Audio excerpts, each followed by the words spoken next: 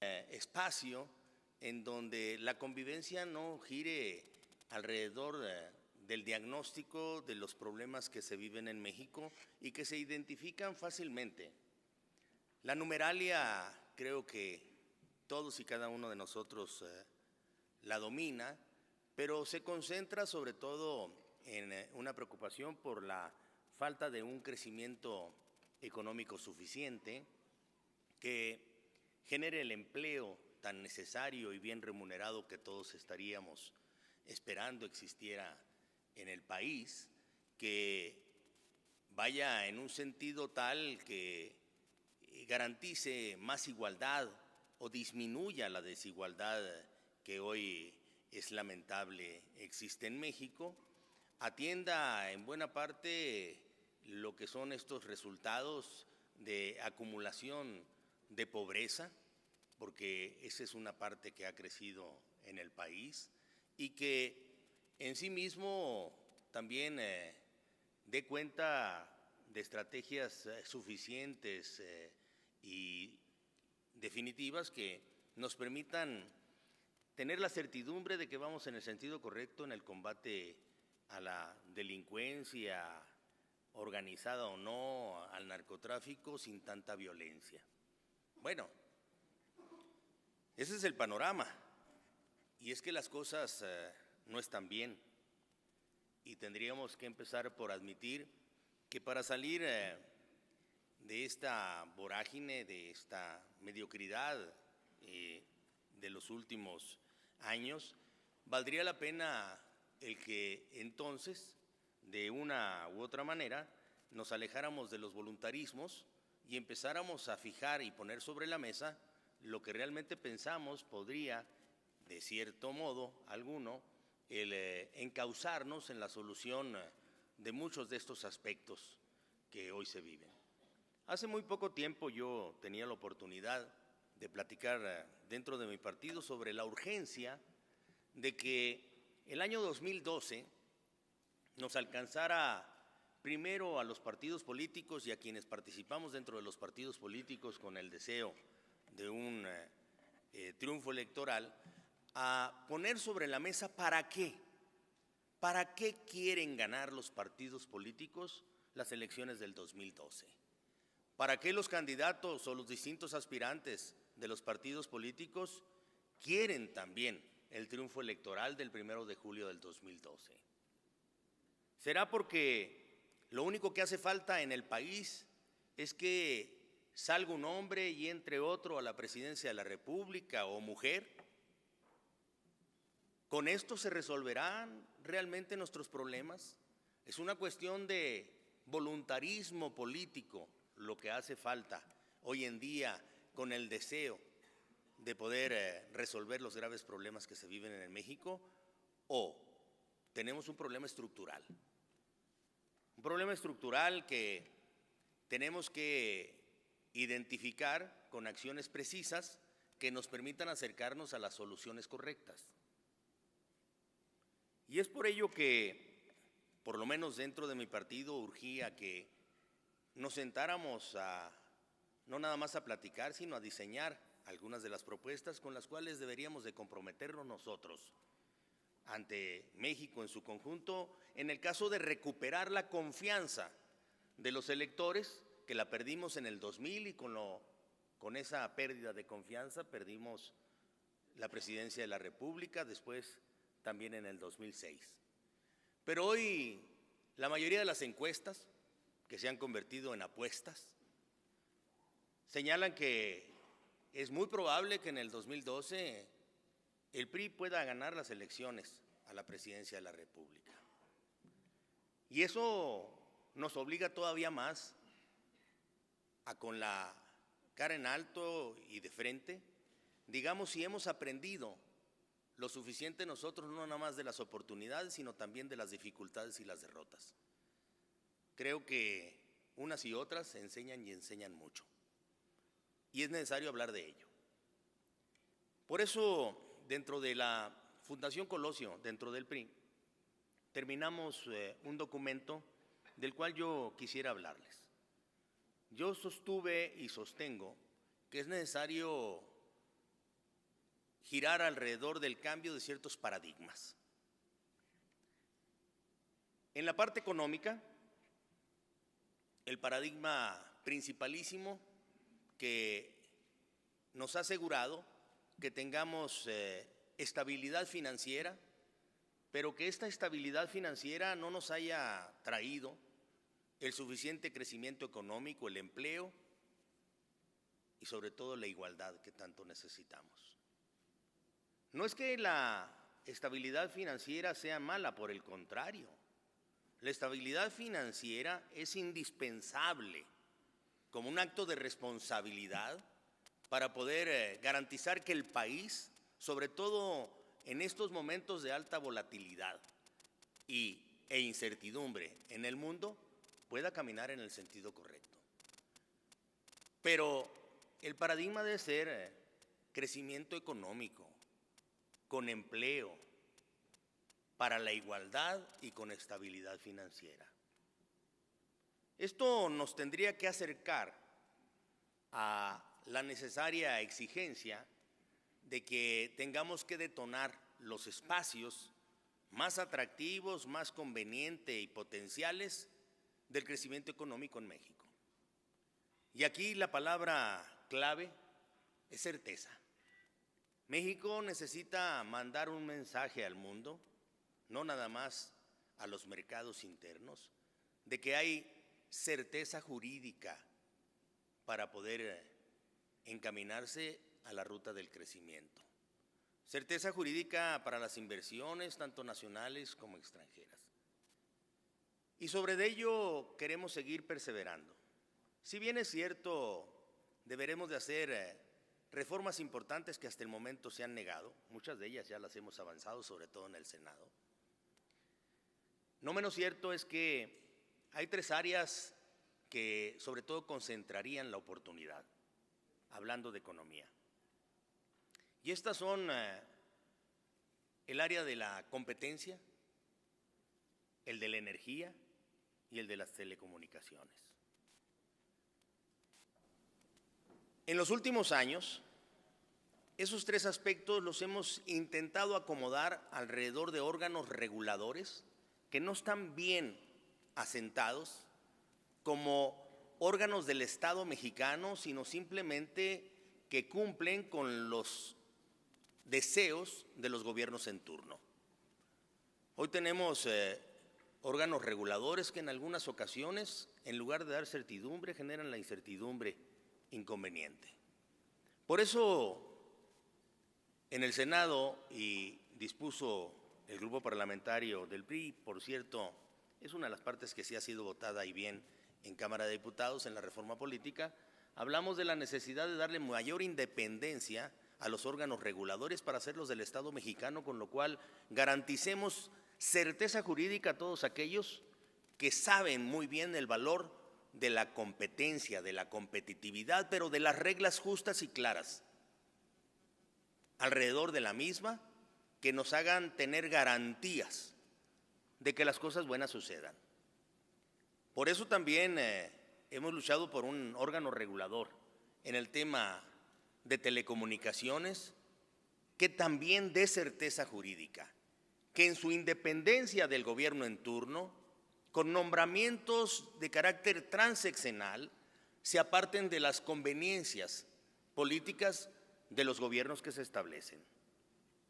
De ahí que también hayamos nosotros luchado porque el órgano regulador de energía sea un verdadero órgano regulador de lo que puede ser la modernidad en ese aspecto, y no simplemente como hoy aparece, como un órgano recaudador de la Secretaría de Hacienda dependiente de la Secretaría de Energía.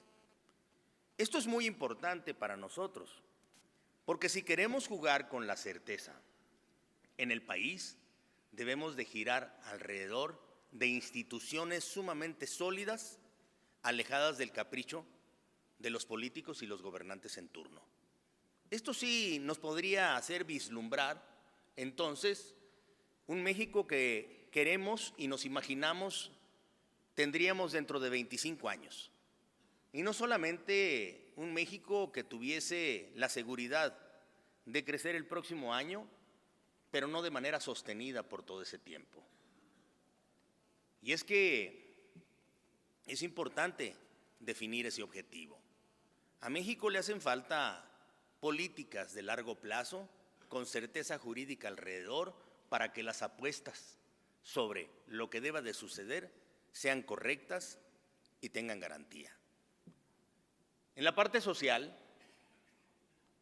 lo que hemos planteado es que tenemos que revisar muy bien el concepto de solidaridad social que hoy tenemos. Estamos llenos de programas repletos de recursos que atienden a los pobres para mantenerlos pobres, pero no para sacarlos de pobres. El punto es cómo logramos que los pobres dejen de serlo, que tengan un nivel aspiracional correcto y que solamente lo pueden lograr a través del crecimiento económico y el empleo. De lo contrario, solamente estaremos teniendo políticas de amortiguamiento que, por cierto,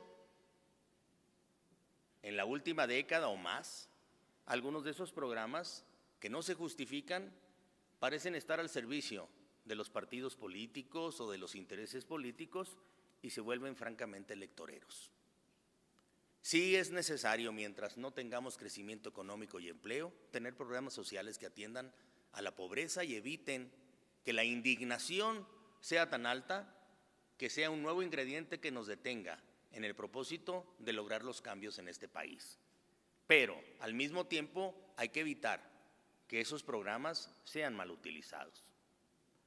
Planteamos también que es necesario el que deba detenerse un nuevo concepto también sobre lo que es la seguridad social universal. Pero no es suficiente que reconceptualicemos lo que hoy hacemos para garantizar la seguridad social, sino que obtengamos los recursos necesarios y suficientes para que eso suceda. Y sin una reforma hacendaria, sin una reforma fiscal, no lo podríamos alcanzar. Debemos de dejar de depender tanto de lo que puede ser el producto petrolero e iniciar una nueva etapa en México, sobre todo hoy que hay dificultades en el mundo y que se presentan oportunidades para nosotros debido a la buena y sólida estabilidad financiera. Estoy más que convencido y por eso es que dispusimos de una iniciativa de reforma fiscal que, por cierto, no ha logrado convencer, sobre todo en la ruta del 2012, sobre la urgencia de poder construir alrededor de ella el mejoramiento de los ingresos, que reconozca que hay tanta informalidad en México porque la informalidad ha sido premiada, aunque sea con instrumentos nobles y con objetivos correctos. Pero necesitamos hoy en día tener una reforma fiscal que premie la formalidad sobre la informalidad, que reconozca que es necesario el que nosotros sigamos girando más en la recaudación alrededor del consumo que sobre la renta y que tenga nuevas formas de recaudación en donde todos, sobre todo, tengan claridad y transparencia sobre el uso de los recursos que se van a recaudar. Creo que con un nuevo modelo de desarrollo económico que cambie de paradigma, que sea responsable, que cumpla con ese objetivo, que tenga y dé certeza jurídica a través de nuevas instituciones que garanticen la regulación económica, con una nueva conceptualización de lo que es la política social y que esta misma no gire sobre los recursos que ya tenemos, sino sobre nuevos recursos en una reforma hacendaria. Ojo, no hablo de una reforma fiscal, sino hacendaria, porque también hay que revisar el gasto, porque hoy, como nunca, México ha tenido recursos en el presupuesto, pero hoy, como nunca en México, esos recursos no han impactado el crecimiento económico porque hay que revisar el gasto. Nos quedaría un tercer aspecto, y esto por razón de tiempo, que es el tema de una nueva forma de garantizar la gobernabilidad. A ustedes como a nosotros, a todos nos preocupa que los acuerdos no se alcancen, que México siga girando, insisto, sobre el sobrediagnóstico y que no se vean los temas de con qué y cómo.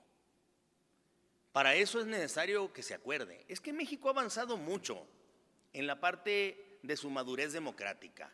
Nadie puede sentirse insatisfecho, nadie, absolutamente nadie, ni incluso de los que supuestamente puedan haber resultado afectados, de que hayamos logrado tener elecciones mucho más ciertas, de que la alternancia ya esté conviviendo entre nosotros y que la democracia sea un destino y un fin de vida.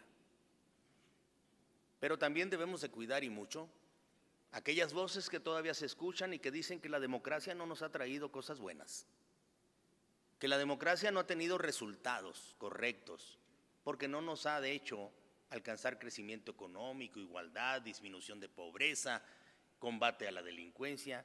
Y yo creo que el problema no es la democracia. Los problemas supuestos que trae la democracia se combaten con más democracia. El problema está en el viejo régimen político que no se ha modernizado. Hoy tenemos un presidencialismo mexicano que gira alrededor de la convicción de que después de las elecciones el que gana, gana todo y el que pierde, pierde todo, y se dedica a obstruir y a buscar de qué manera las cosas no pasan. Se va a la resistencia absoluta. Es la hora de pasar de los gobiernos divididos a los gobiernos compartidos. Es necesario que, sin dejar a un lado un sistema presidencial que es una cultura muy nuestra, pensemos en nuevos instrumentos de la democracia moderna que hagan funcional el presidencialismo en México dentro de la pluralidad que hoy tenemos y que permita hacer a un lado los espectáculos que hoy se viven, sobre todo en algunas de las cámaras o en las cámaras mismas, con sus desencuentros y sobre todo sus diferencias marcadas entre el Poder Ejecutivo y el Poder Legislativo.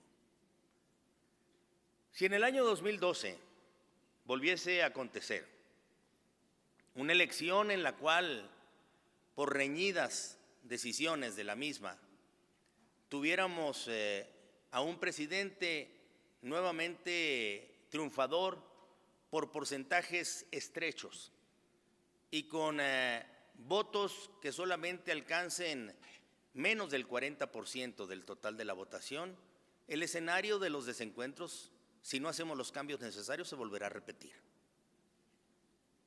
Y quienes saldremos perdiendo somos todos los mexicanos, porque no alcanzaremos a vislumbrar alguna estrategia para salir de la mediocridad de los resultados. Por eso, en lo personal, pensando que es necesario el que tengamos mayorías estables, y si no nos las da el electorado en el sistema electoral que tenemos, la tenemos que buscar alrededor de los gobiernos de coalición. ¿Qué quiere decir esto? Porque hay una confusión. Hay quienes dicen, estos ya existen, y confunden con las coaliciones electorales, que hacen que los partidos políticos se unan para vencer a otro y después de ganar no sepan qué hacer con el gobierno. Esas coaliciones electorales pueden seguir en el horizonte, sobre todo de aquellos partidos que lo que quieren es ganar aunque no sepan para qué. Pero si logramos darle vida constitucional a la posibilidad de que el próximo presidente de la República opte, en el caso de que los resultados sean como los que platicamos, por un gobierno tradicional, esto quiere decir como actualmente se lleva a cabo, al que se le dificultan los acuerdos, o por un gobierno de coalición, en el cual los coaligados le den al presidente de la República, al Ejecutivo, apoyo a las políticas públicas convenidas, políticas públicas en educación, políticas públicas en salud, políticas públicas en economía, políticas públicas en seguridad, que hagan que los debates sean menores y los resultados sean mayores, que posibiliten lo que debe de hacer un buen gobierno. Un buen gobierno debe de saber que primero hay que escuchar todas las voces, después tomar las decisiones que considere correctas y posteriormente explicar por qué tomó esas decisiones para que en esa explicación sepa si fueron correctas y si no lo fueron, rectifique.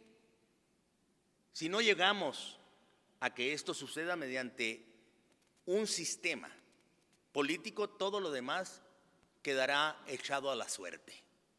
En el 2012, ojalá y nos vaya bien. No, hay que asegurar que nos vaya bien. Y esto solamente lo puede asegurar el sistema. Un gobierno de coalición, entonces, que haga comprometerse a varias fuerzas políticas con políticas públicas de largo alcance y que a cambio el presidente de la República le dé a una de las cámaras la posibilidad de que su facultad, que no la pierde ni la perderá nunca, de nombrar y remover libremente a sus colaboradores, mínimamente se los califiquen, para evitar que en un futuro los gobiernos sigan siendo gobiernos de aprendices. Y por cierto, muchas de las veces, de personajes de lento aprendizaje. Con lo cual, lo único que aseguramos es que en el momento en el que ya creen que saben, es la hora de retirarse. Y creo que ahí perdemos mucho tiempo. Un gobierno de coalición que asegure entonces que existan políticas públicas y gobiernos de calidad, sin necesidad de que vayan al chantaje del cuoteo, en el que los partidos políticos exijan alguna posición, pero también muy alejado del gobierno de los cuates, ni cuotas ni cuates, nos haría también madurar como régimen político. Pero en fin, esa es una idea sobre la cual nosotros estamos trabajando. Pero como a mí generosamente me dijeron que podía hablar solamente 20 a 25 minutos para después poderlos escuchar, terminaría diciéndoles: les agradezco mucho la oportunidad de platicarles lo que estamos haciendo y cómo pensamos. Les aseguro que el nombre del juego en nuestro querido México en el futuro deberá de ser la certeza. Certeza jurídica para todos aquellos que quieren apostar al crecimiento económico en México y a invertir en México. Certeza ciudadana para que nadie se sienta ajeno a lo que son los compromisos en el país. Para eso las candidaturas independientes, para eso la consulta popular, para eso la iniciativa ciudadana. Y certeza gubernamental, para que confiemos que en julio del próximo año no solamente vamos a acudir a una urna a emitir un voto por el partido o el candidato por el que más simpaticemos, sino con la seguridad de que instalado un gobierno tiene instrumentos correctos para garantizar que las cosas buenas pasen. Y en México lo que necesitamos es que eso suceda. Más acuerdos y menos discusiones. Tenemos que ser transparentes y rendir cuentas. Es así como pienso, pero yo qué sé. Muchas gracias. Yo creo que México tiene ya órganos reguladores pensados en otra etapa de nuestra vida y con un objetivo correcto. Ahí están los órganos reguladores para la competencia, para las telecomunicaciones, para la energía, pero que no se han perfeccionado. Por ejemplo, después de una larga controversia, los tres órganos quedaron, creo que, mal acomodados, porque la Suprema Corte de Justicia resolvió algunos de los temas que le restaron independencia a los mismos. Resolvió que los nombramientos de los componentes de esos órganos reguladores deberían ser única y exclusivamente presidenciales. Y le voy a decir dónde está el problema. El problema es que los nombramientos son por 8 años. Es posible que los nombramientos, incluso, como ha sucedido, no cumplan ni tan siquiera con los requisitos legales de tener suficiente experiencia en la materia para poder confiar nosotros en que van a hacer bien su trabajo. Antes, para poder garantizar órganos reguladores con vida transeccional, lo que teníamos que garantizar es que el nombramiento, o fuera presidencial, o fuera del Poder Judicial, o fuera de la sociedad, con calificación, ratificación del Senado de la República. Eso ya no existe. Voy a poner un ejemplo. No es, ni tengo ningún problema de orden personal con los protagonistas de los órganos reguladores, pero en algunos lugares los nombramientos, como podría ser Cofetel, no han venido atendidos por lo que son los requerimientos mínimos de conocimiento sobre la materia, cuando es una de las áreas más importantes para poder garantizar crecimiento económico en el país. Es una de las potencialidades mejores que tenemos. Lo que estamos buscando es que esos órganos reguladores que ya existen corrijan su ruta y se vuelvan verdaderamente reguladores del Estado mexicano y no del gobierno en turno, con lo cual todos saldríamos ganando. Nunca más un nombramiento de un titular de un órgano regulador que no tenga conocimiento en la materia. Nunca más un nombramiento de los titulares de esos órganos reguladores que no tengan un compromiso también con el crecimiento económico y no con alguno de los jugadores en el área. Por eso hay que buscar su independencia, para que no sea su futuro político lo que les interese o económico el que los mueva, sino el compromiso con el órgano regulador, que sería transeccional. La Comisión Federal de Telecomunicaciones, con los nombramientos que ha hecho el presidente Felipe Calderón, buenos o malos, yo no quiero ni calificarlos, podrán durar hasta que culmine el próximo sexenio. ¿Sí? Los nombramientos que se hicieron, en el caso de que no se haga una modificación, podrán durar hasta que culmine el próximo sexenio, de tal manera que de 5 componentes del órgano regulador, 3 habrán sido nombrados unilateral, soberana y caprichosamente por el presidente en turno.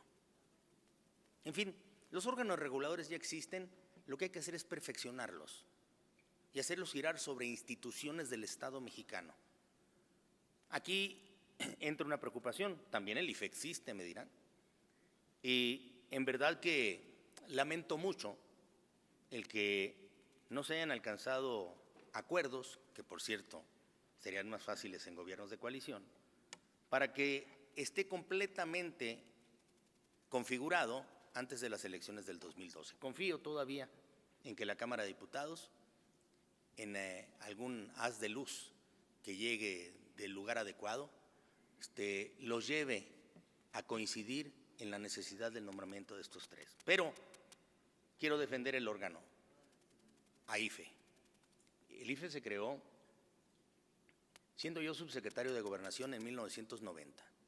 Cuando observamos que en el 89, después de un 88 dramático electoral, y el 89 cuando el muro de Berlín cayó, por cierto, por estos días, si no es que en este día, en 1989, convenimos de que todo estaba cambiando en el mundo y que las elecciones ya no las podía hacer el gobierno en turno, ni las elecciones y sus resultados las podían calificar colegios electorales donde la mayoría era de un solo partido político, y que las elecciones deberían de llevarse a cabo con credencial para votar con fotografía plenamente identificable y con dificultades de poderla pervertir. Y es así como surgió el IFE, que después se fue perfeccionando como un órgano autónomo para celebrar y garantizar las elecciones, que nosotros pensamos que incluso puede garantizarnos también consultas populares, referéndums, para poder darle punto final a las discusiones sobre políticas públicas. El IFE es un órgano autónomo adecuado para la democracia moderna. Lamento mucho que no haya sido configurado de manera total y que lo tengamos a prueba sin estar completo en elecciones tan importantes como el 2012. No es algo que dependa del Senado, pero es algo que sí compromete y obliga a que nosotros, los senadores, estemos urgiendo a la colegisladora que haga bien su trabajo.